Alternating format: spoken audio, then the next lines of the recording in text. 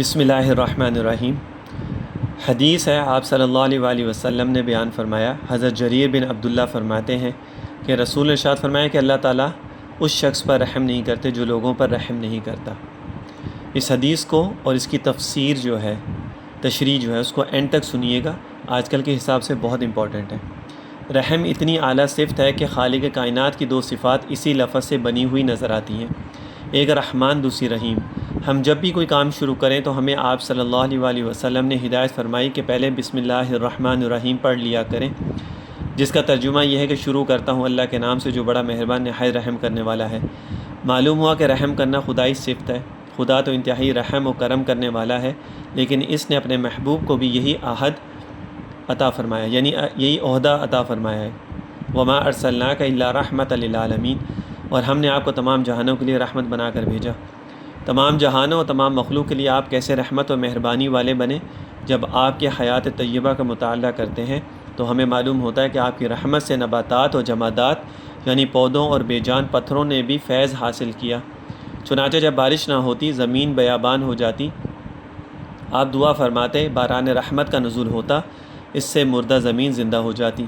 حتیٰ کہ رسول جانوروں پر بھی انتہائی رحم فرماتے، اسی وجہ سے آپ نے جانوروں کو باہم لڑا کر تماشا دیکھنے سے منع فرمایا، جو آج کل جیسا لوگ کرتے ہیں۔ زمانہ جاہلیت میں شکاری جانوروں کو باندھ کر انہیں نشانہ بناتے اور تیر اندازی کی مشق کرتے، آپ نے اس سنگ دلی سے منع فرمایا۔ ایک دفعہ ایک صحابی حاضر ہوئے، ان کے ہاتھ میں چادر کے اندر کسی پرندے کے بچے لیٹے ہوئے تھے۔ آپ نے فرمایا، جاؤ ان بچوں کو ان کے گھونسلوں میں رکھ آؤ۔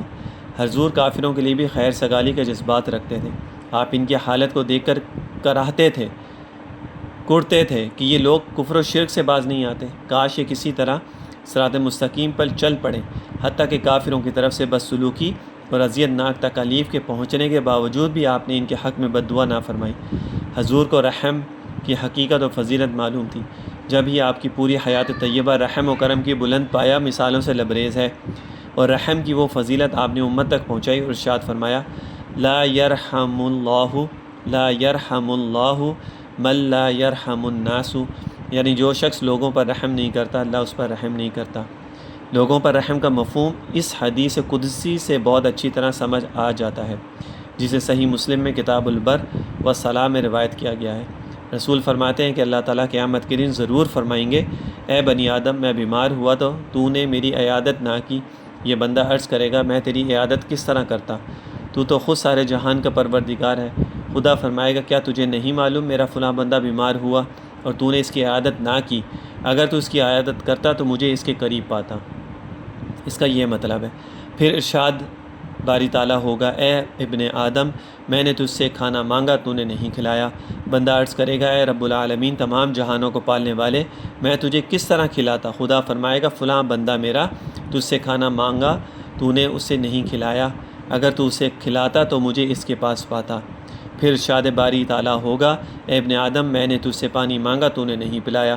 بندہ عرض کرے گا، اے پروردگار، میں نے تجھے کس طرح پلاتا؟ تو رب العالمین ہے۔